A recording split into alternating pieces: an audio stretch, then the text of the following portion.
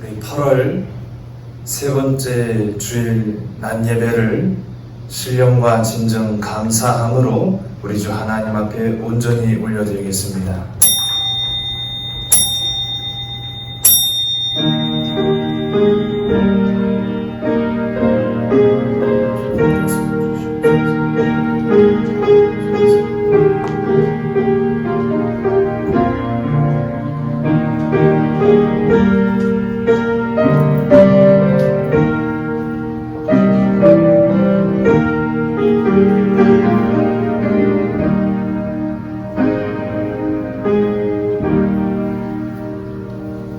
복 있는 사람은 악인들의 꾀를 따르지 아니하며 죄인들의 길에 서지 아니하며 오만한 자들의 자리에 앉지 아니하고 오직 여호와의 율법을 즐거워하여 그의 율법을 주야로 묵상하는도다.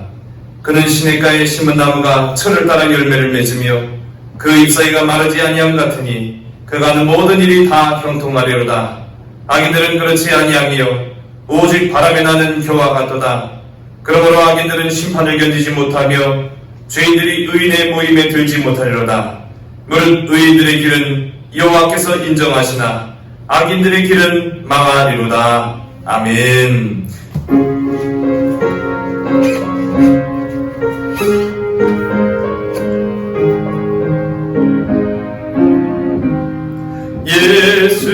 예수의 왕이여 이곳에 오셔서 우리가 함께 드리는 영광을 받아주소서. 우리는 주님의 백성, 주님은 우리 왕이라. 왕이신 예수님 오셔서 자정하사 다스리소서. 예수 우리 주시여 이곳에 오셔서 우리가 주께 드리는 찬양을 받아주소서. 우리는 주님의 종들, 주님은 우리 주시라. 주 대신 예수님 오셔서 이 찬양을 받아주소서. 아멘. 여호와여 내가 주께 피하오니 내가 영원히 수치를 당하게 하지 마소서.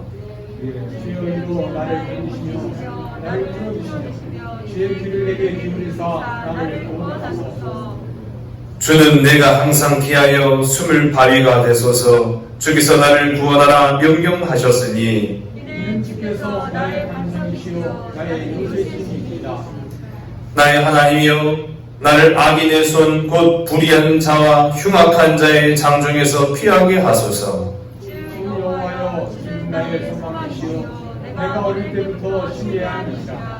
내가 모태에서부터 주를 의지하였으며 나의 어머니의 배에서부터 주께서 나를 택하셨사오니 나는 항상 주를 찬송하리이다. 아멘. 전능하사 천지를 만드신 하나님 아버지를 내가 믿사오며 그 외아들 우리 주 예수 그리스도를 믿사오니 이는 성령으로 잉태하사 동정녀마리에게 나시고 본디 빌라도에게 고난을 받사 십자가에 못 박혀 죽으시고 장사한 지 사흘 만에 죽은 자 가운데서 다시 살아나시며 하늘 오르사 전능하신 하나님 우편에 앉아 계시다가 저로서 산자와 죽은 자를 심판하러 오시리라. 성령을 믿사오며 거룩한 공예와 성도가 서로 교통하는 것과 죄를 사하여 주시는 것과 몸이 다시 사는 것과 영원히 사는 것을 믿사옵나이다. 아멘.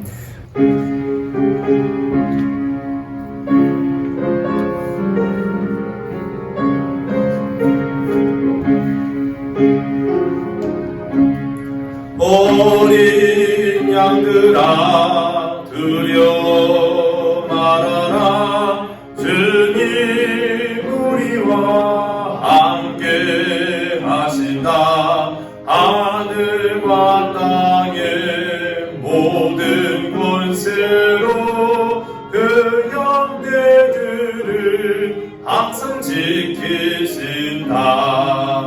오직 믿음으로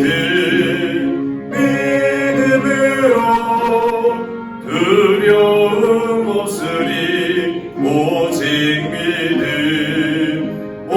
오직 믿음으로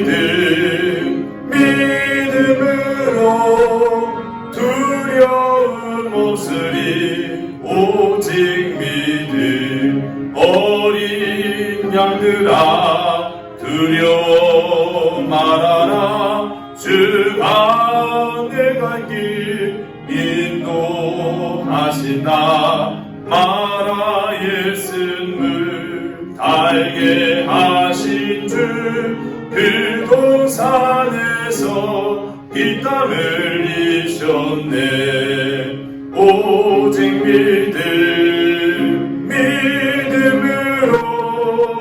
두려움 없으리 오직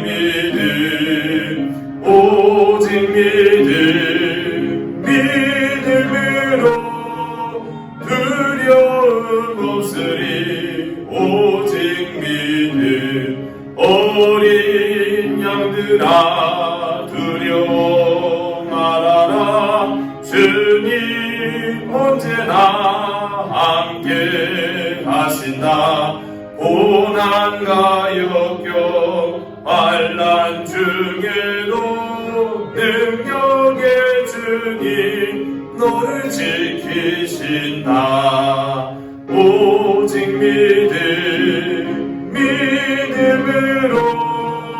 두려움 없으리 오직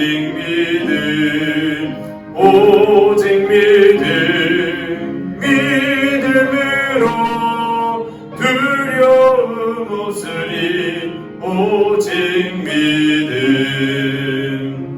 아멘. 지루한 장마와 폭염 속에서도 또 이렇게 하나님 아버지여 저희들 이렇게 이 자리에 또 나올 수 있도록 우리 주님 인도하여 주신 하나님 감사합니다. 정말 올 여름은 장마로 인해서 많은 사람들이 어려움을 당했고 또 폭우로 인해서 이렇게 많은 사람들이 재민을 당하고 어려움을 당하고 있습니다. 또 이렇게 때 아닌 하나님의 불볕더위로 인해서 또 아버지 많은 사람들이 어려움을 당하고 아버지 신종 코로나라는 것이 나타나서 이렇게 정말로 우리가 경험하지 못한 많은 어려움과 역경을 아버지 겪고 있습니다. 오늘 찬송 부른 것처럼 많은 고난과 역경을 있을지라도 우리 하나님께서 모든 것을 다 해결해 주시려는 우리 하나님이신 줄로 믿습니다. 아버지 기도하면서 나갈 수 있는 저희들 되게 하여 주시옵고 우리 삼성재단 이곳에 70여 년 전에 십자가를 세워주셔서 많은 성도님들이 이곳을 통해서 천국에 가셨습니다. 아버지 그렇지만은 아버지 더욱더 믿지 않는 많은 사람들 아직도 많이 있습니다. 그들을 잘 인도하는 데 부족함이 없게 하여 주시옵고 70여 년 동안 속에서도 이렇게 어려운 아버지 예배를 못 드리고 아버지 예배가 중지될 수 있고 아버지 어려움이 있을 아버지 이것이 처음이랍니다. 우리 하나님께서 이것을 막아주시옵고 해결해 주시어서 신종 코로나가 아버지 하루속히 없어질 수 있도록 우리 주님 인도하여 주시옵소서. 우리 삼성재단 어린아이서부터 작년에까지 있습니다. 주일학교 학생들과 학생들도 있습니다. 아버지 이렇게 여름 성경학교도 못하고 아버지 이제 중고등부 아버지 이제 수련회도 못한 것 정말로 손꼽을 정도입니다. 우리 하나님께서 찾아가 주셔서 우리 학생들에게 더욱 위로하여 주시옵고 마음에 성령님이 함께하여 주시어서 담대한 믿음을 갖게 하여 주시옵고 아버지 하나님께서 더욱 집에서도 귀한 아버지 예배 시간인 걸 깨닫게 하여 주시옵고 오늘 또 우리 성도님들 각자 집에서 아버지 마음속으로 예배드리고 아버지 찬양도 하고 기도할 수 있는 이 시간이 되게 하여 주시옵소서. 정말 우리 하나님께서 해결해 주셔서 저희들 마음대로 예배드리고 숨 쉴 수 있도록 우리 주님이 인도하여 주셔야 되겠습니다. 이것을 감사하지 못하고 여기껏 와서 아버지 이제 우리들이 다시 한번 깨닫고 회개하오니 용서하여 주시옵고 더욱더 감사할 줄은 저희들이 더욱 되게 하여 주시옵소서. 고난과 역경 뒤에는 우리 하나님께서 이겨낼 수 있는 힘과 능력을 더욱 주시는 줄로 믿습니다. 우리 하나님 더욱 함께하여 주시옵고 우리 삼성재단 모든 성도님들 어디서 무엇을 하든지 눈동자같이 보살펴 주시어서 신종 코로나 바이러스를 다 이길 수 있는 면역을 주시옵고 성령님이 함께하여 주시옵소서. 그래서 우리 삼성재단이 우뚝 설 수 있는 그런 하나님의 재단 될 수 있도록 우리 주님 도와주시옵소서. 아버지 각자 아버지 이제 14속 아버지 속장님들이 있습니다. 우리 하나님께서 더욱더 이런 기회를 통해서 더욱더 기도하고 성령님 인도 따라서 아버지 더욱더 찬송하고 믿음으로 더욱 거듭날 수 있는 우리 속장님들 되게 하여 주시옵고 소모님들도 아버지 더욱 정신 차려서 생활할 수 있도록 우리 주님이 도와주셔서 각자 가정이 살아야 정말로 아버지 삼성재단이 살고 삼성재단이 아버지 살아야 이 나라가 사는 줄로 믿습니다. 더욱 우리 성령님 인도하여 주시옵고 더럽고 추악한 마귀 틈타지 못하도록 우리 역사하여 주시옵소서. 정말로 우리 하나님께서 함께하여 주실 줄로 믿습니다. 오늘도 목사님 말씀을 들고 단해 주셨습니다. 우리 목사님 말씀을 통해서 저희들 힘을 얻고 능력을 받아서 저 세상에 나가서 늘 하나님 앞에 승리할 수 있도록 우리 주님 도와주시옵소서. 오늘은 이렇게 영상 예배로 아버지 드리고 있사오니 우리 주님이 함께하여 주셔서 정말로 가슴에 와닿는 믿음을 더욱 갖게 하여 주시옵고 마음이 뜨거워지고 가슴이 뜨거워져서 우리 영적으로 더욱더 힘을 얻을 수 있는 그런 시간 되게 하여 주시옵소서. 아버지 목사님 아버지 많은 기도 제목을 놓고 기도하는 가운데 있는 줄로 믿습니다. 다 응답하여 주시옵고 들어주시옵소서. 아버지 또 감사합니다. 또 이 나라 이 민족 함께 해주셔야 되겠습니다. 이렇게 신종 코로나로 인해서 많은 어려움을 겪다가 이렇게 2차로 또 아버지 대유행을 하고 있습니다. 아버지 저희들은 힘이 없습니다. 능력이 없습니다. 그렇지만은 우리 하나님께서 막아주셔야 이 나라 이 민족이 사는 길로 믿습니다. 아버지 다 이제 멈췄습니다. 아버지 이것을 아버지 해결해 주시는 우리 하나님이신 줄로 믿습니다. 우리 대통령에서부터 정치하는 모든 사람들 까닭게 하여 주시옵고 어디서 무엇을 하든지 우리 성령님께 모든 것을 맡기고 기도할 수 있는 그들이 되게 하여 주시옵고 다시 한번 아버지 대한민국이 우뚝 설 수 있도록 우리 주님이 도와주시옵소서. 이제 신종 코로나로 인해서 아버지 국론이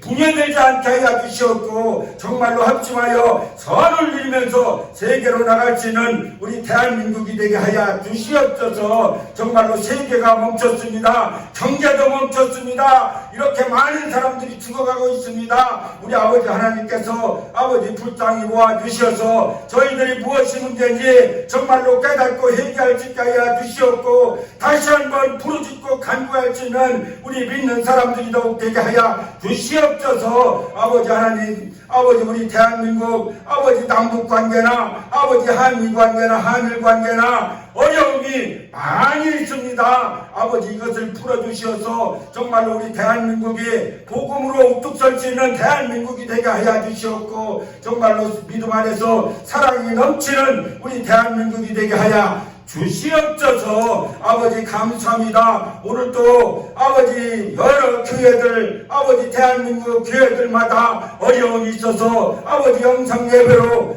드리고 있습니다. 우리 하나님께서 이것을 속히 아버지 해결해 주시어서 마음대로 예배드리면서 하나님께 찬양하고 찬송하고 기쁨을 나눌 수 있는 그런 시기가 빨리 올 수 있도록 우리 주님이 인도하여 주시옵소서. 성령님이 함께하여 주실 줄로 믿습니다. 오늘 목사님 말씀을 통해서 저희들 어려운 문제를 가지고 온 자 있습니까? 다 해결받고 고침받고 돌아갈 수 있는 그런 시간이 되게 하여 주시옵소서. 예수님의 이름으로 기도 올렸습니다. 아멘.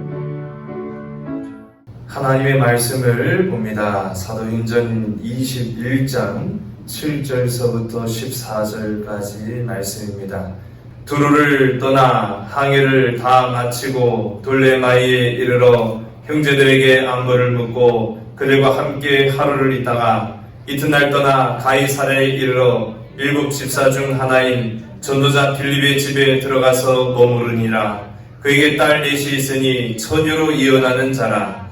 여러 날 머물러 있더니 아가브라 하는 한 선지자가 유대로부터 내려와 우리에게 와서 바울의 띠를 가져다가 자기 수족을 잡아매고 말하기를 성령이 말씀하시되 예루살렘에서 유대인들이 이같이 이 띠 임자를 결박하여 이방인의 손에 넘겨주리라 하거늘 우리가 그 말을 듣고 그곳 사람들과 더불어 바울에게 예루살렘으로 올라가지 말라 권하니 바울이 대답하되 여러분이 어찌하여 울어 내 마음을 상하게 하느냐 나는 주 예수 이름을 위하여 결박당할 뿐 아니라 예루살렘에서 죽을 것도 각오하였노라 하니 그가 권함을 받지 아니하므로 우리가 주의 뜻대로 이루어지이다 하고 그쳤노라. 아멘.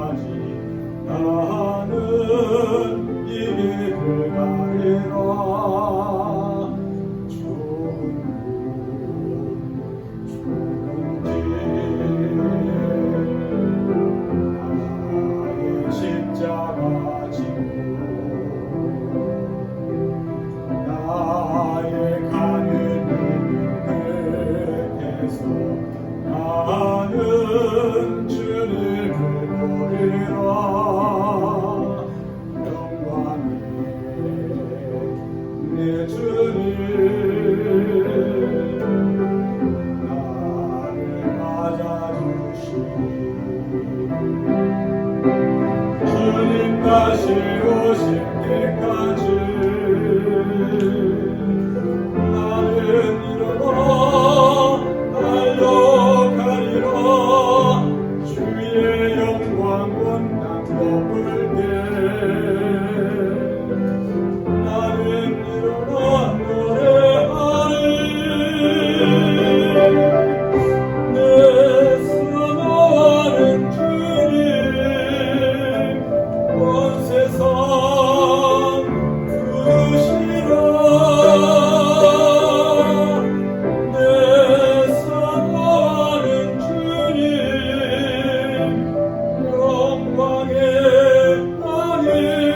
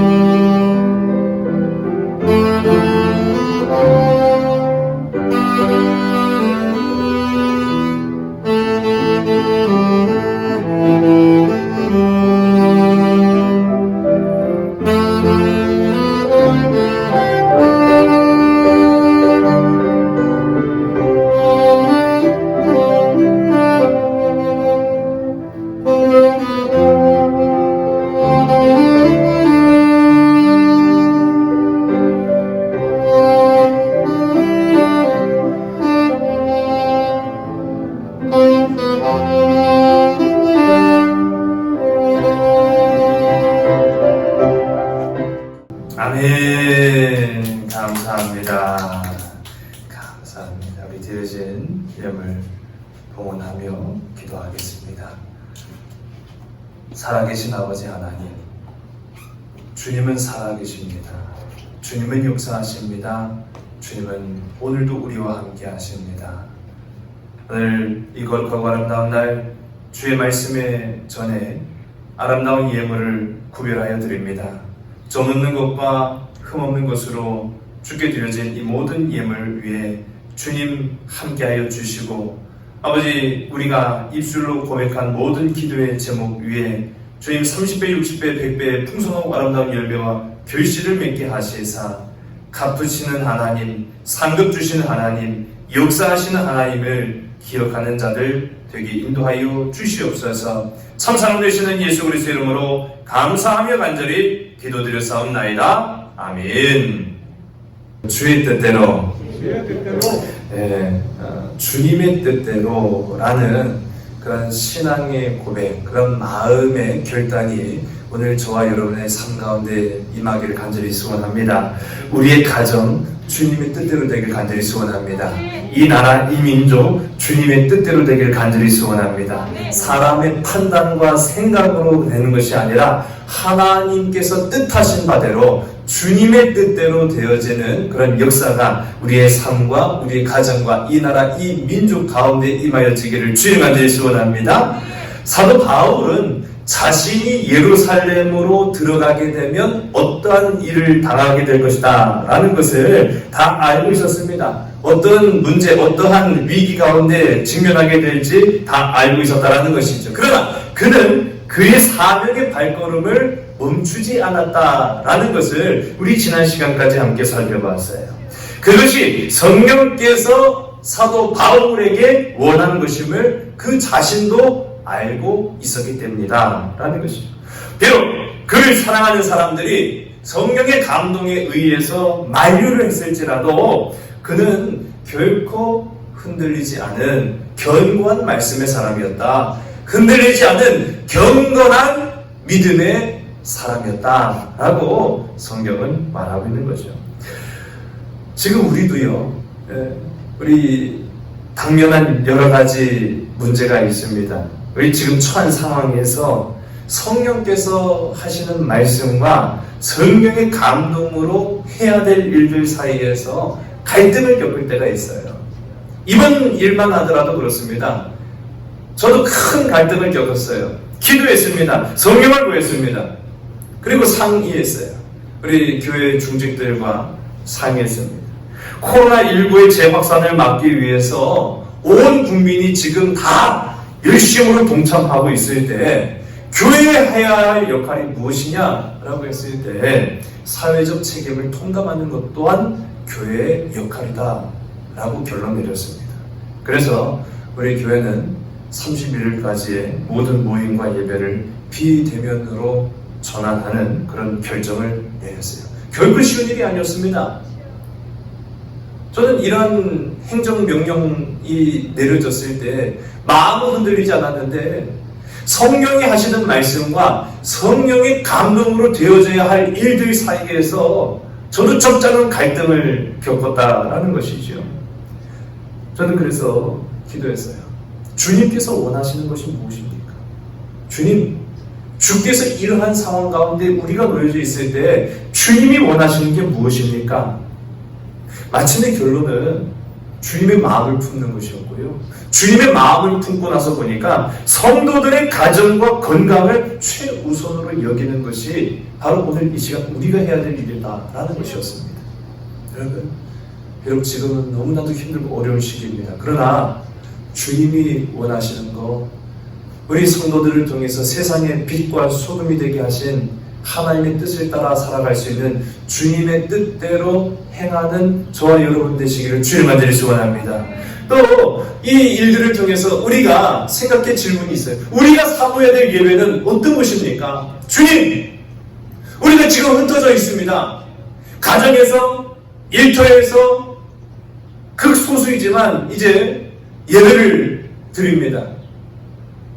예배 초소가 다 묶어져 버렸습니다.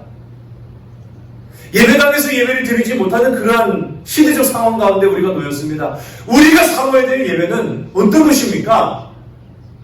예수님께서 그 제자들과 함께 갈릴리로 가시고자 할 때 지나친 마을이 하나 있었어요. 거기가 바로 사마리아라는 마을이었습니다. 이 사마리아 마을에 도착했을 때 모든 이들이 다 지쳤어요. 걸어 다녔기 때문에 힘들었죠.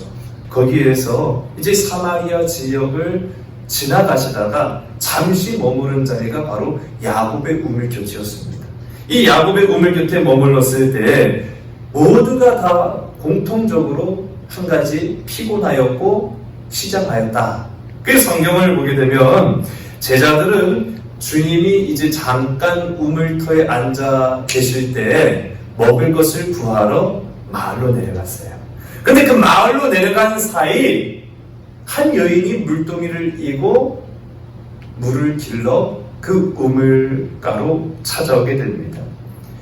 주님은 그냥 우연찮게 스쳐 지나간 사마리아가 아니라 그 여인을 만나고자 하는 하나님의 놀라운 계획하심으로 그 자리에 머물러 서서 그를 맞이하여 주셨는 줄 믿으시기 바랍니다.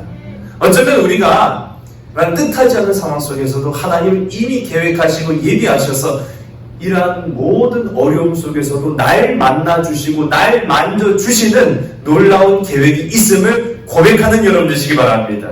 그래서 주님과 만난 이 여인이 예수님을 그저 그때까지만 하더라도 그저 선생님, 랍비 또는 성경 가운데 기록되기를 선지자 정도로 여겼습니다. 그래서 선지자 정도면 어느 정도 답을 줄 것이다라고 판단하고 예수님께 물어요. 당신들은 여기서 말하는 당신이라는 것은 유대인을 말하는 거예요. 아니 당신들이나 나나 이 여인이나 이 예수님이나 다 똑같은 이스라엘 사람 아니에요? 아니었어요. 지역감정이 엄청난 이 사마리아에서 사마리아 사람들은 완전히 유대인들은 우리와 같지 않다라고 판단했습니다. 그래서 이 말씀에도 보면 당신들은 예배를 예루살렘에서만 드려야 된다라고 말하는데 우리 사마리아 사람들은 또 이 산 그리심산을 의미한다고 합니다. 이 그리심산에서 예배를 드려야 한다고 말합니다. 아니 도대체 누구 말이 맞습니까? 거기서 예배를 드리는 것이 맞습니까? 여기서 예배를 드리는 것이 맞습니까? 라고 질문하는 장면이 나타나요. 이 예배 참된 처소가 어디냐는 이 여인의 물음에 우리 주님이 답하십니다. 우리 21절의 말씀이죠. 함께 있습니다. 시작. 예수께서 이르시되 여자여 내 말을 믿으라. 이 산에서도 말고 예루살렘에서도 말고 너희가 아버지께 예배할 때가 이르리라. 아멘. 이 산도 아니다. 그렇다고 한다면 저 예루살렘이냐? 아니다. 그 예루살렘도 아니다. 마침내는 너희가 하나님 아버지 앞에 예배할 때가 올 것이다. 아니 무슨 말이에요? 약간 뚝단지 같은 얘기 같잖아요. 그럼 거기도 아니고 여기도 아니고 마침내는 예배를 드릴 때가 오게 될 것이라는 거예요. 그러면서 우리 주님이 23절에 이어서 이렇게 말씀하십니다. 함께 있으면 시작. 아버지께 참되게 예배하는 자들은 영과 진리로 예배할 때가 오나니 곧 이때라. 아버지께서는 자기에게 이렇게 예배하는 자들을 찾으시느니라. 아멘. 마침내는 우리가 단순히 장소에 따라서 은혜를 받는 건 사실은 아니에요. 그런데 마침내는 진짜 하나님이 원하시는 예배가 무엇이냐라고 했을 때에는 갈급한 예배라는 겁니다. 참된 예배는 영과 진리로 예배하는 것이다라는 거예요. 그래서 그 때가 올 것이다 라고 우리 주님이 말씀하셨어요. 그때가 바로 지금이지 않을까라는 생각을 해봅니다. 우리 예배 처소가 지금 다 흩어졌어요. 영상 예배로 또는 가정 예배로 우리 직장과 일터에서 예배를 꼭 드릴 수도 있어요. 그러나 갈급한 예배를 받으시는 하나님, 진짜 영과 진리로 예배하는 자들을 기쁨으로 받으시는 오늘, 그래서 그 참된 예배자가 되시는 복된 저와 여러분 우리 모두가 다 되기를 주의 간절히 소원합니다. 실제로 역사 가운데 보면은 이제 AD 70년경에 우리 화면을 보시면은 지금 여기가 성전이에요. 성전에 사람들이 막 있는데 이 그림을 가만히 보면은요, 성전이 파괴돼서 불이 나고 있고 연기가 나고 있고요, 번제단에 사람들이 막 떨어져서 죽고 있고요, 그 아래 보면은 사람들이 죽이고 있는 그런 장면이 나와요. 로마의 티투스 황제가 AD 70년경에 예루살렘 성을 완전히 함락시키는 과정 속에서 성전은 회파됩니다. 파괴됩니다. 완전히 무너져 버립니다. 이 그림을 조금 더 크게 확대한 그 밑에 있는 사진 보면은 우리 그림 끝자락에 7 촛대를 들고 가는 장면이 나오죠. 성물이 다 빼앗기고 탈취되는 그런 비참한 상황이 벌어지게 되더라 하는 것입니다. 이 이후로요, 성전은 다시 복원되지 않았어요. 성전은 파괴되고 없어져 버렸습니다. 단 한 번도 이스라엘은 성전에서 이 이후로 예배를 드리지 못했어요. 그러나 초대교회는 불과 같은 시험을 당했습니다. 말할 수 없는 핍박을 겪었습니다. 그들은 예루살렘에 머물 수 없었습니다. 잡히면 다 죽임을 당했습니다. 뿔뿔이 흩어졌습니다. 그러나 흩어진 자리마다 가정에서, 직장에서, 일터에서, 바다에서, 산에서, 들에서 그들은 예배를 드렸어요. 가는 곳마다 예배를 사모하는 자들이 되었습니다. 참된 예배를 드리는 자들이 되었습니다. 영과 진리로 예배하는 자들이 되었습니다. 오늘 이 시대에 저와 여러분, 우리 모두가 이 초대교회의 역사가 다시 재현되는, 그래서 코로나가 재발하는 것이 아니라 우리 뜨거운 영이 하나님의 마음을 감동시켜서 가정에서, 직장에서, 일터에서 그전에는 예배를 그저 일주일에 한 번 정도만 드리는 것으로, 그전에는 예배를 잠깐 머물렀다가 가는 정도로만 여겼던 우리의 마음이라고 한다면, 이제는 정말로 사모하는, 예배가 정말로 우리의 삶의 기쁨이 되고, 예배가 정말로 우리 붙잡아야 될 생명줄임을 기억하는 우리 복된 저와 여러분들에게 주의를 만드릴 수만 합니다. 초대교회의 역사는요, 이렇게 일어났습니다. 성령께서 모여서 예배를 드리는 그곳에 감격과 역사를 일으켜 주셨습니다.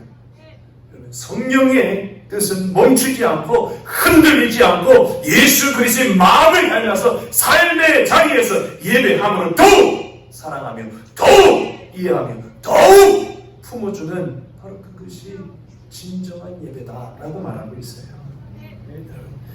사도 바울이 그런 믿음으로 예루살렘을 향해서 나아갑니다. 오늘 우리도 그런 마음과 흔들리지 않는 경건한 결단으로 이 세상에서 참된 그리스도인으로 예수님의 제자로 올바로 서는 저와 여러분들에게 주의를 만들 수만 합니다. 이제 오늘 말씀 우리 본문으로 들어갈 텐데요. 우리 7절과 8절의 말씀입니다. 우리 함께 읽습니다. 시작. 두로를 떠나 항해를 다 마치고 돌레마에 이르러 형제들에게 안부를 묻고 그들과 함께 하루를 있다가 이튿날 떠나 가이사랴에 이르러 7 집사 중 하나인 전도자 빌립의 집에 들어가서 머무르니라. 아멘. 우리 이 말씀을 보게 되면 이제 사도 바울이 두로에서, 이전의 말씀을 보면은 밀레도에서 에베소 사람들에게 작별 인사를 하고 또 배를 타고 두로로 건너와서 두로에서도 그 따르는 제자들에게 작별 인사를 마치고, 그리고 오늘 성경 가운데 보면은 돌레마이를 거쳐서 가이사랴에 도착했다. 그러니까 거쳐서 이제 목적지인 예루살렘으로 지금 가고 있는 거예요. 돌레마이에서 가이사랴까지를 대략 육지에서 이제 직선거리로 보면은 50에서 60km라고 합니다. 50에서 60km를 하루 만에 어떻게 갈 수 있느냐? 못 가지요. 아마 배를 타고 건너갔을 거다. 그렇게 이제 학자들이 말하고 있습니다. 그래서 그곳에서 우리가 이전에 7 집사 중에 하나였던 집사 빌립의 집을 찾아가 거기에 머물게 됩니다. 이 집사 빌립이 머물고 있는 이 가이사랴라는 마을을 보게 되면은요, 이 가이사랴는 헤롯 왕이 로마 황제를 위해서 지은 도시예요.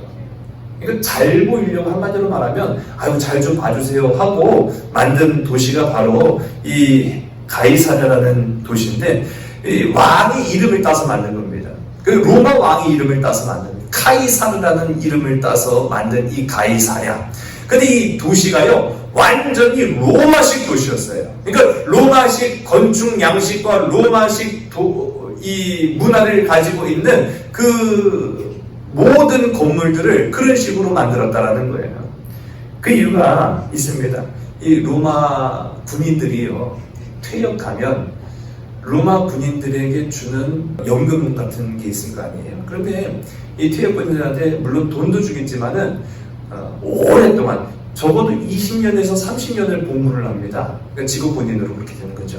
20년에서 30년을 복무하면 집도 주고 땅도 주고 연금도 줘야 되는데 이게 로마라는 제한된 공간에서 다 줄 수가 없어요. 그러니까 그들이 정복하고 있는 땅 여기저기에서 약속을 하는 거예요.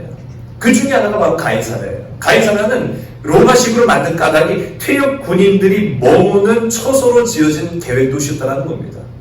그러다 보니까 이 가이사라는 이스라엘 안에 있으면서도 이스라엘이 아닌 것 같은 그런 도시예요. 그리고 이 가이사라는 얼마나 많은 이방인들이 있는지 몰라요. 유대인들보다 이방인들의 숫자가 더 많을 정도로 이 이질적인 그런 마을이 바로 이 가이사라였다. 이곳에 집사 빌립이 머물렀다는 거죠. 아, 이제 우리가 이해가 되는 거예요. 왜 오늘 성경 가운데 보면은 빌립을 전도자라고 말했는지를 알 수 있는 대목입니다. 빌립은 이 이방인들의 마을과 같은 이 가이사랴에서 하나님의 복음, 예수 그리스도의 말씀을 전했던 사람이었다라는 것을 우리가 추측해 볼 수 있죠. 우리말 성경 가운데 보면은 7 집사 중 하나인이라고 말하고 있어요. 오늘 이제 화면에 보시면은 8절 가운데 보니까 성경에 7 집사 중 하나인, 우리 빌립 하면은 7 집사 중에 하나구나 대략 이렇게 추측할 수 있잖아요. 그런데 이 오늘 말씀의 원래 원문, 이 한글 성경이 아니라 원래 원문을 보면은 집사라는 말이 없습니다. 집사라는 말이 없고 전도자 빌립이라는 말만 기록이 되어 있어요. 이 집사라는 이 헬라어는 디아코노스입니다.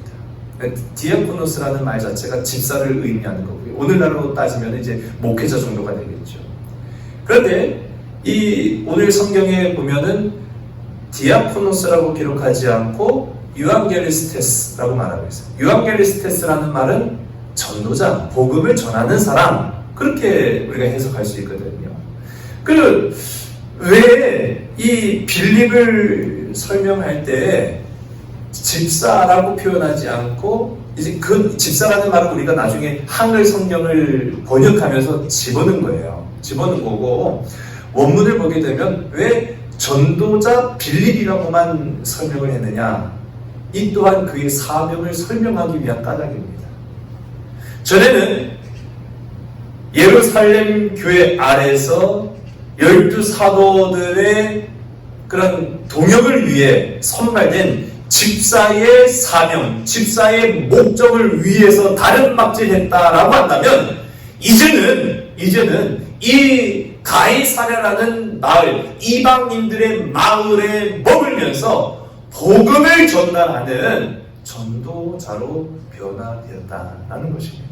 우리 집사 빌립의 근황을 좀 살펴볼까요? 우리가 옛날에는 잘 나가던 사람들 요즘 뭐 하나 하는 그런 궁금증을 갖고 있을 때가 있잖아요. 근데 집사 빌립이 또 그런 사람이기도 합니다. 아니, 집사 빌립이 한때는 성경 가운데 이제 우리가 사도행전 8장 말씀도 우리 지난 말씀에서 다 보았습니다만은 집사 빌립이 잘 나갔어요. 예. 얼마나 잘 나가는지 제가 잠깐은 말씀을 드리면은 스데반 집사의 사건이 있었습니다. 이 스데반 집사가 순교했잖아요. 스데반 집사의 사건 이후에 모든 사람들이 모든 사람이 다는 아니었습니다만은 많은 그리스도인들이 예루살렘 안에 머무를 수가 없었고 흩어져 떠날 수밖에 없었어요. 그때 한 사람이 바로 집사 빌립이었습니다.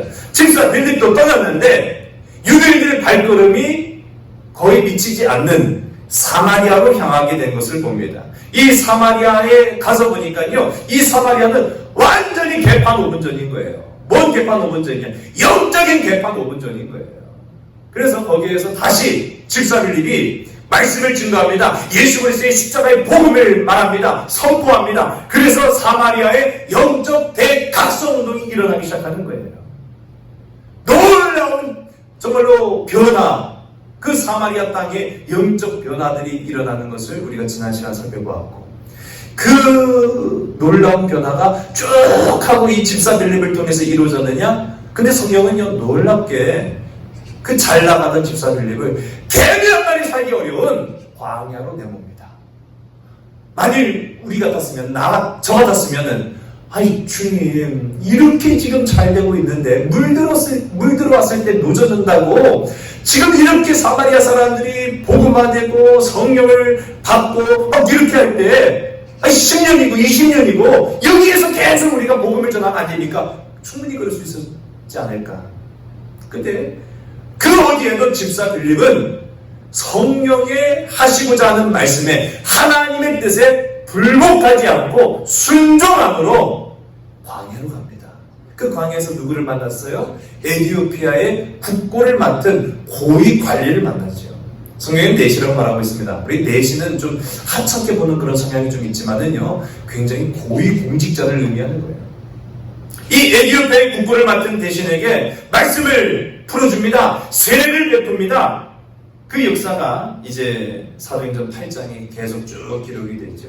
그 역사를 이루고 난 이후에 우리 사도행전 8장 39절의 말씀을 보니까 이런 대목이 나와 있어요. 우리 화면을 함께 볼까요? 시작. 주의 영이 이 빌립을 이끌어 간지라. 아멘. 주의 영이 빌립을 이끌고 간 거예요.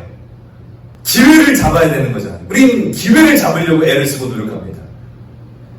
그렇게 광야까지 내몰렸으면 거기에서 어떻게 만난 기회인데, 어떻게 얻어진 기회인데 이 에티오피아의 국고를 맡은 고위 공직자를 놓칠 수 있겠어요?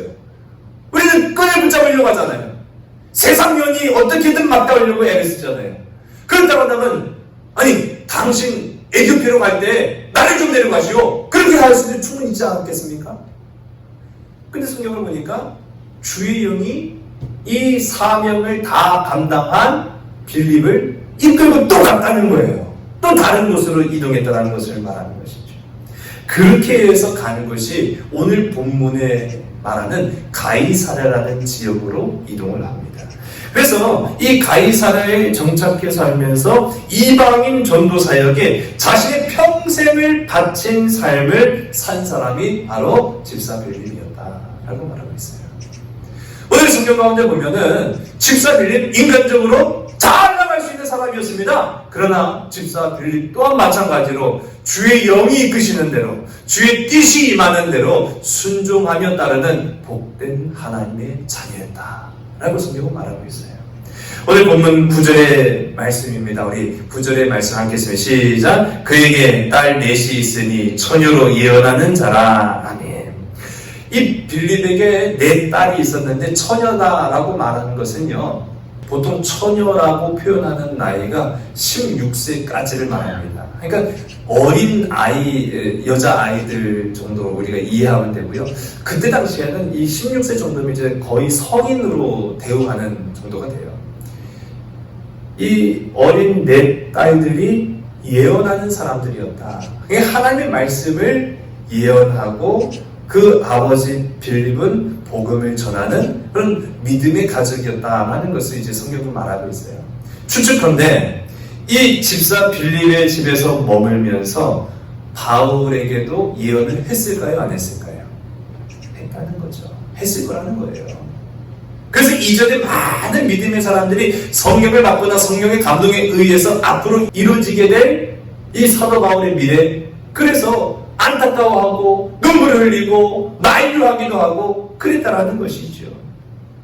흥미로운 것은요, 자, 바울이 집사 빌립을 잘 알았기 때문에 방문했을까요? 일면식도 없었을까요?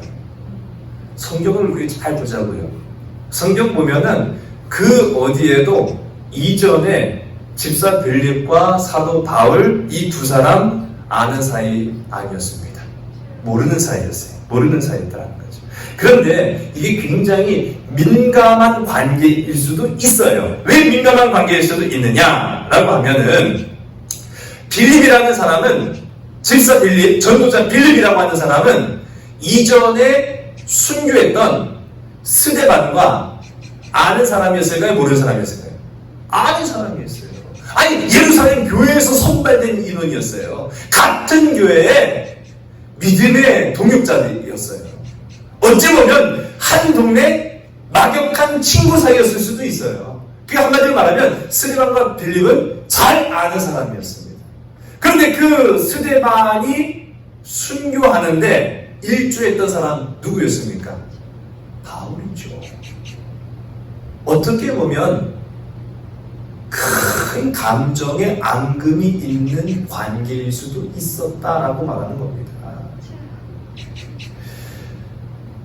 이 연대로 보게 되면은 지금 스데반 집사의 순교 사건이 이루어진 지가 한 20년이 흘러간 상황이에요. 물론 강산이 10년이면 강산도 변한다고 2번이나 변하는 20년의 세월이라고 하지만은 그거 잊을 수 있었을까요? 자기 친구였고 믿음의 동역자였고 하나님의 일을 잘 감당하였던 그리스도의 일꾼 스데반이 돌에 맞아 죽는 그 사건 가운데 앞장섰던 사도 바울, 이 집사 빌립이 잊었을까요? 아니요, 잊지 못했을 거예요. 저 같아도 잊지 못했을 거예요. 그런데 어떻게 보면은 예측 불가능한 이런 관계인데 20년이 지나서 이제 이 두 사람이 50대 중반으로 접어듭니다. 근데 오늘 말씀 보니까 일면식도 없었던 이 사도 바울이 예루살렘을 향해서 가는 가운데 가이사라에 들렸고, 가이사라에 들렸을 때 전도자 이 빌립의 집에 머무는 그런 관계가 되었다라는 거예요. 여러분, 이게 놀라운 은혜입니다. 그리스도의 사랑과 용서의 십자가 아래서 같은 길을 걸으며 지금 이들은 한 집에 머물러 있습니다. 그리스도의 사랑으로 극복할 수 없는 문제는 없다라는 사실을 기억하시기 바랍니다. 오늘 여러분의 삶에 건강, 진로, 직장, 질병의 모든 문제를 예수 그리스도의 사랑으로 극복해 나아가시는 우리 복되고 아름다운 우리 믿음의 지체들이 다 되시기를 주의 만들이 소원합니다. 그렇게 앙숙이 될 수도 있었고 원수가 될 수도 있었고 감정이 풀리지 않은 관계일 수도 있었지만 십자가의 사랑 안에서 오늘 함께 머물면서 그 믿음의 길을 같이 걸어가는 두 사람을 보게 되는 것입니다.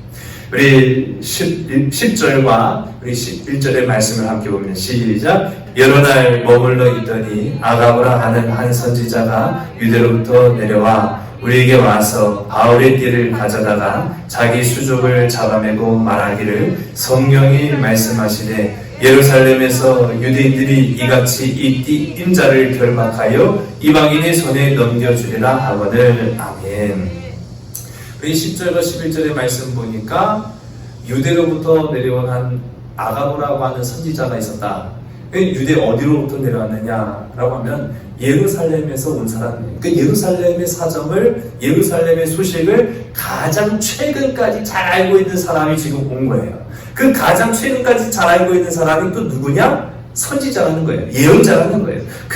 이 아가보가 이 사도 바울의 띠를 가지고 보여줍니다. 보여주면서 성령께서 어떻게 이제 이 사도 바울을 통해서 직접 보여주는데 보니까 다 이렇게 사도 바울을 결박해서 꽉꽉 묶어서 이방인들의 손에 넘겨줄 것이다. 그 여기서 말하는 이방인들이 누구예요?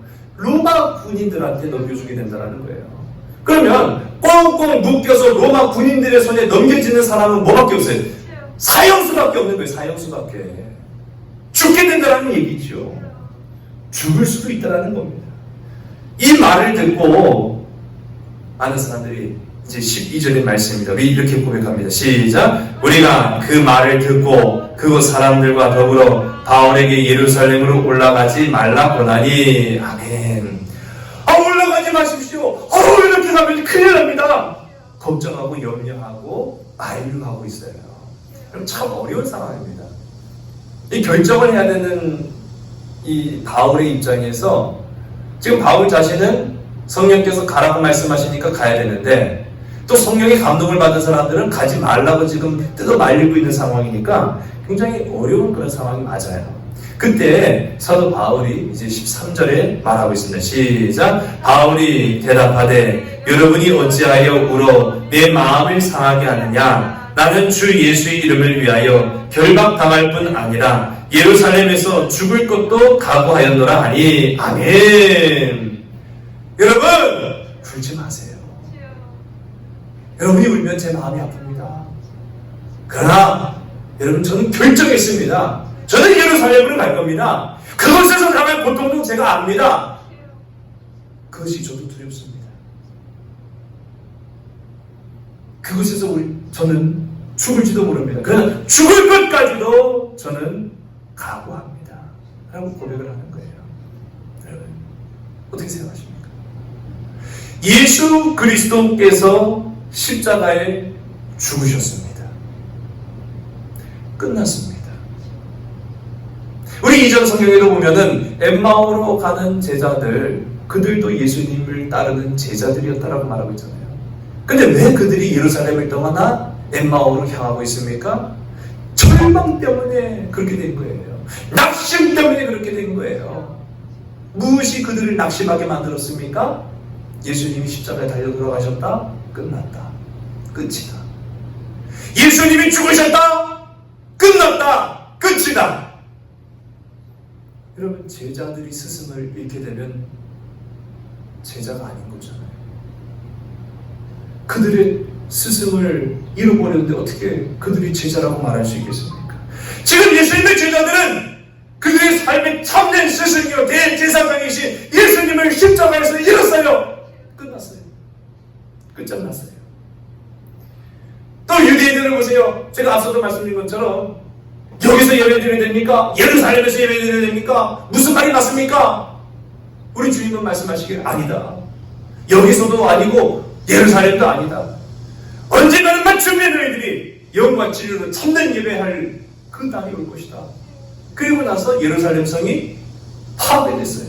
여러분 영원한 성전을 잃어버린 거예요. 여러분 유대인들은 영원한 성전, 이스라엘은 성전이 하나밖에 없습니다. 그 영원한 성전을 잃어버렸습니다. 성전이 파괴된과 동시에 사두개인이 사라져버렸어요. 사두개인이라는 사람들이 역사 속에서 안개처럼 사라졌어요. 왜 그랬을까요? 사두개인들은요 성전이 자신들의 전부라고 여겼던 사람들이에요. 성전을 자신의 전부라고 여겼던 이 사두개인들이 성전이 파괴되니까 자기들도 없어져 버렸어요. 근데 놀라운 사실은 예수가 죽었을 때 그 제자들이 없어져 버렸습니까? 교회가 파괴되었을 때 교회가 사라져 버렸습니까? 초대교회는 그러지 않았어요. 예수가 죽었으나 예수 그리스도의 제자들은 가는 곳마다 예수님의 제자가 되라, 성령을 받아라, 말씀 가운데 뿌리내라, 주님의 참된 예배자가 되라 증거하였습니다. 성전이 파괴되었을 때 사두개인들은 역사 속에서 흩어져 없어졌지만 예수님이 십자가에 달려 돌아가셨을 때 그것이 끝이라고 여긴 것이 아니라 그리스도인들에게는 새로운 복음의 역사의 시작이었다는 사실을 말하고 있습니다. 우리 14절의 말씀을 우리 함께 봅니다. 시작. 그가 고난을 받지 아니하므로 우리가 주의 뜻대로 이루어지이다 하고 그쳤노라. 아멘. 사도 바울을 그렇게 말려도요 사도 바울의 뜻은 정해졌어요. 그건 굽혀질 수 있는 것이 아니었어요. 그래서 그 사도 바울을 말렸던 사람들이 아유 그래요 그러면 주의 뜻대로 되기를 원합니다. 주님의 뜻대로 되기. 그것이 사도 바울 선생님의 뜻이 아니라 사도 바울 선생님이 성령의 그런 능력으로 성령께서 주신 말씀으로 이루어진 결정이라고 한다면 그렇게 될 줄을 믿습니다 라고 말하는 거예요. 우리 고백해볼까요? 주의 뜻대로. 우리 한번 헬라어로 고백해볼까요? 퀴리오스 델레마. 퀴리오스 델레마. 주님의 뜻대로 되기를 원합니다. 그러면 이슬람 종교에서 하는 인사말이 하나 있어요. 이슬람 종교에서 인샬라라고 하는 말을 인사말로 많이 듣습니다. 근데 여기서 그들이 인샬라라고 하는 말의 뜻은요 그들이 믿는 알라의 뜻대로, 신의 뜻대로라는 표현이에요. 어떻게 보면은 모든 삶의 행동과 결정과 행위를 내가 그렇게 한 게 아니라 내가 믿는 나의 신이 그렇게 결정했다라고 고백을 하는 거예요. 인샬라. 그런데 이게 굉장히 왜곡된 표현을 많이 씁니다. 보통 이 중동 국가에서 이슬람 사람들 보면은 약속을 잘 안 지킨대요. 10시 약속이라고 하면은 12시에 오는 건 예사라고 합니다. 그럼 기다리는 사람 입장에서는 어때요? 아니 10시 약속을 했으면 10시에 가야 될 거 아니에요. 그런데 2시간, 3시간이 지나도록 안 해요. 약속을 잊어버렸나? 그 연락이 오면 또 온대요. 다 왔다는 거예요. 그럼 보면은 아니 기다리던 사람은 기가 막혀갖고 있는데 이 본 사람은 인샬라. 이 신의 뜻이라는 거예요. 이게 신의 뜻이라는 거예요. 내가 늦었지만 이게 인샬라라는 거예요. 인샬라. 그럼 되는 것이지 신의 뜻이 아니에요. 여러분 주님의 뜻을 우리가 마치 이렇게 귀에 걸면 귀걸이, 코에 걸면 코걸이처럼 쓰는 것이 아니라 오늘 말씀을 보세요. 사도 바울은 성령께서 자기를 이끄시는 것이 불의 시험대인 것을 알았어요. 핍박과 죽음이 나를 기다린다는 것을 알았어요. 그리고 그 사실을 안 많은 믿음의 지체들이 만류하고 있던 것도 알았어요. 그러나 하나님의 뜻대로 되기를 나는 원합니다. 그 고백을 했을 때 그 주위에 있었던 많은 사람들이 크리스탈레나 네 맞습니다. 그것이 주님의 뜻입니다. 그것이 주님의 뜻입니다. 그것이 주님의 뜻대로 된 것을 나도 고백합니다. 라고 말합니다. 나의 생각, 나의 판단, 나의 마음을 내려놓고 하나님의 마음을 품고 예수의 사랑으로 성령의 길을 따라 살아가는 것, 그것이 바로 주의 뜻이다 라는 사실입니다. 친구 목사 설교를 잠깐 들었는데 간증 설교를 하는 간증 집회에 가서 설교하는 부분에서 감동을 받았어요. 그 목사님이 자기가 너무 힘들고 어렵고 낙심되고 갈급할 때 기도하면서 찬송을 부르는데 찬송가 370장의 은혜를 자기에게 주더라는 거예요. 우리 이제 우리 말씀을 마치고 우리 찬송 부르게 될 텐데 이 찬송가 370장의 찬송의 가사를 보니까 주 안에 있는 나에게 난 근심이 있으랴 십자가 밑에 나아가 내 짐을 풀겠습니다. 여러분 우리에게 근심이 있습니까? 염려가 있습니까? 걱정이 있습니까? 근데 그 근심보다는 어떻게 하고 있습니까? 내가 끌어안고 지금 살아가고 있는 거예요. 근데 그리스도인이라고 한다면 주님의 뜻을 따라 살아가는 사람이라고 한다면 말씀 앞에 순종하는 자라고 한다면 십자가 앞에 나아가시기 바랍니다. 그리고 그 십자가 앞에 그 내 인생이라는 근심이라는 걱정이라는 염려를 푸는 자가 되어야 된다라고 말합니다. 그렇게 되면은 고백하기를 주님을 찬송하면서 내 앞길 멀고 험할지라도 나 주님만 따라가겠습니다라고 고백하는 거예요. 여러분 주님 앞에 여러분의 인생과 여러분의 삶의 문제를 내려놓고 고백하시기 바랍니다. 그럼 어떻게 되느냐? 인생길이 아주 짧고 간편하고 아주 행복할까요? 물론 행복한 것은 제가 보장합니다. 그러나 내가 하나님 앞에 나아가서 순종함으로 십자가 앞에 내 모든 근심과 염려를 다 내려놓았다고 내 앞길의 인생이 결코 순탄하지 않을 수도 있어요. 그런데 이 찬송을 보니까 그렇게 고백을 했어요. 그런데 어떻게 해요? 내 앞길을 멀고 험해도 여전히 멀고 험한 길이에요. 그런데 그의 고백이 달라지죠. 나 주님만 따라가겠습니다. 나 주님만 따라가겠습니다. 우리 2절의 가사는 더 은혜가 돼요. 그 두려움이 변하여 내 기도가 되었고 전날의 한숨이 변하여 내 노래가 되었습니다. 여러분 두려움이 변하게 될 줄 믿습니다. 질병이라는 근심이라는 또 금전적인 문제라는 진로라는 직장과 일터와 우리의 모든 삶의 문제, 여러분 그 두려움이 변하여 기도가 되는 여러분 되시길 간절히 소원합니다. 제가 지난주에 숙회 예배 드리면서 한나의 기도에 관한 말씀을 함께 삼았는데 저도 은혜가 됐어요. 한나는 성전에 가서 자기에게 자신 없음을 애통해하면서 눈물을 흘리고 소리질러 고백하며 기도했어요. 마침내는 목소리가 다 쉬어가지고 소리가 나지 않는 거예요. 입은 뻐끔뻐끔거리는데 목소리가 나지 않는 거예요. 그런데 보니까요, 가만히 보니까요, 주의 깊게 보니까요, 여러분 보세요. 어떤 사람은 고통 속에 눈물만 흘리는 사람이 있어요. 두려움 가운데 절망만 하는 사람이 있어요. 두려움과 절망이 그 인생을 사로잡아 어떻게 됩니까? 아무것도 할 수 없는 거예요. 일이 손에 안 잡힌다고 말하잖아요. 고통과 근심과 걱정과 염려가 그 사람을 꽉 붙들고 있으면은요, 두려움과 염려와 걱정으로 일이 손에 잡히지 않는 거예요. 눈물만 흘리고 있는 거예요. 근데 한나는 어떻게 했느냐 보니까 그 고통 속에, 그 눈물 속에 기도하고 있더라고 말하고 있어요. 여러분, 저와 여러분의 그 두려움이 변하여 기도가 되기를 간절히 소원합니다. 전날의 한숨이 변하여 찬양이 된 여러분 되시기 바랍니다. 한숨만 짓지 마요. 이 시대에, 이 어려운 상황 속에 찬양을 할 수 있는, 우리 지난주에도 우리가 좋은 가수는 될 수 없어도 좋은 찬양의 일꾼은 될 수 있다고 말씀드렸어요. 좋은 연기자는 될 수 없어도 좋은 그리스도인은 될 수 있다고 제가 말씀을 드렸어요.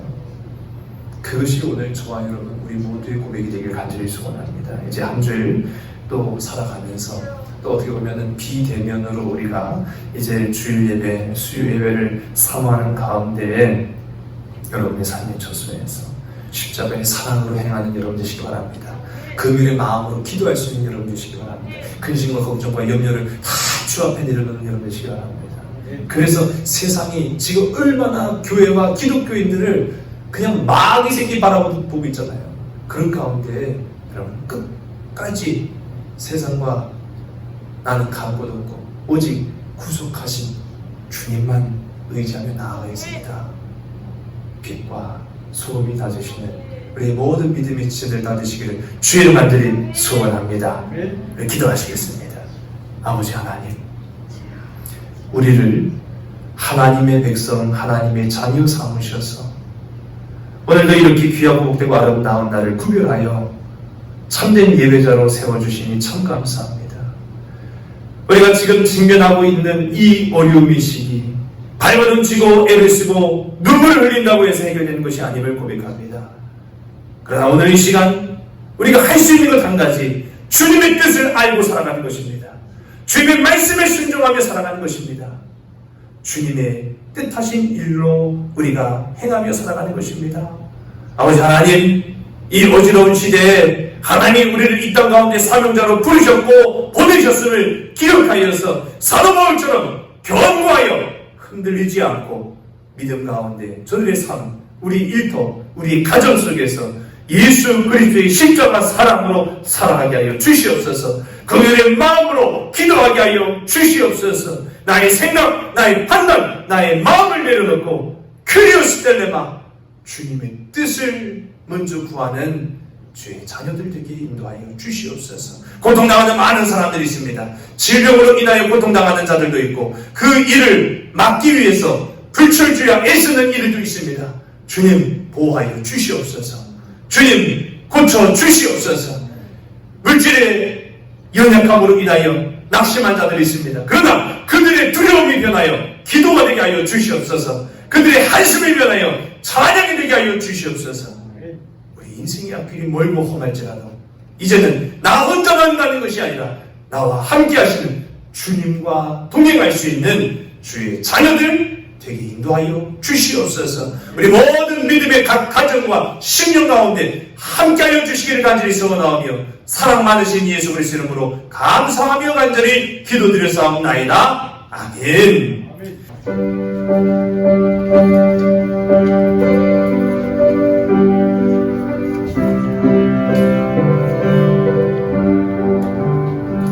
주 안에 있는 나에게 단 근심이 있으랴 십자가 밑에 나가 내 짐을 풀었네. 주님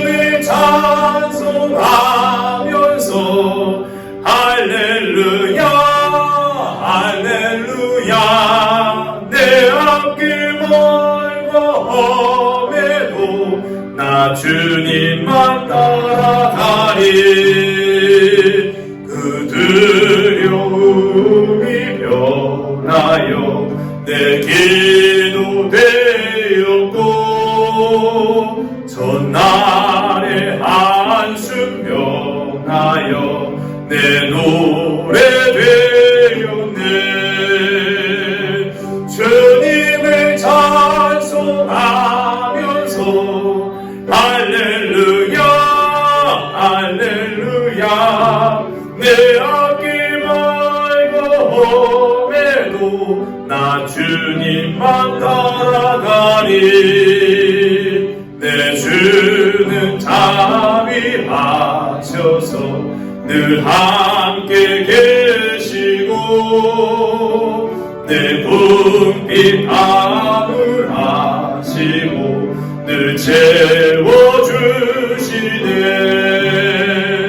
주님을 찬송하면서 할렐루야 할렐루야 내 앞길 멀고 험해도 나 주님만 따라가리. 내 주와 맺은 언약은 영불변하시니 그 나라 가기까지는 늘 보호하시네. 주님을 찬송하면서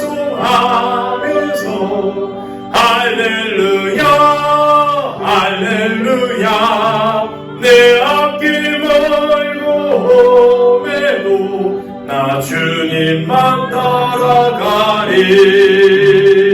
아멘. 아버지 하나님, 오늘도 이 세상을 살아가야 될 우리를 긍휼히 여겨 주옵소서. 오늘도 우리가 호흡하면서 발 딛고 서야 할 이 땅을 긍휼히 여겨 주시옵소서. 나라 위종자들을 불쌍히 여겨 주시옵소서. 병든 자, 가난한 자, 마음 상한 자를 불쌍히 여겨 주시옵소서. 그래서 우리를 사명자로 부르셨고 그래서 우리를 복음에 순종하는 주의 일꾼으로 파송하여 주셨는 줄로 믿습니다. 이제 우리가 가정과 예배의 처소와 또 우리의 삶의 터전 속에서 나아가 함께 생활하며 또 기도하며 간구할 때 우리의 모습 그 자체가 예수 그리스도의 살아있는 그리스도인들의 모습이 될 수 있도록 이렇게 하여 주시옵소서. 우리가 예수 그리스도의 향기를 바라게 하여 주시옵소서. 우리가 예수 그리스도를 참으로 예배하는 진정한 예배자들이 될 수 있도록 인도하여 주시옵소서.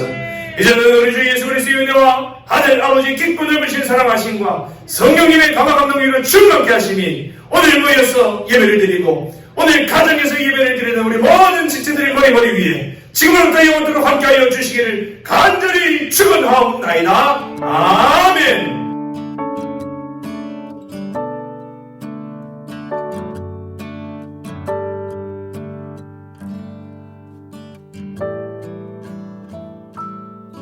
참 아름다운 곳이라 주님의 세계는 정말로 내가 나갔고 솔직할 수 있는 곳 조금이라도 내 의라 말할 수 없는 이곳은 바로 주님의 세계라.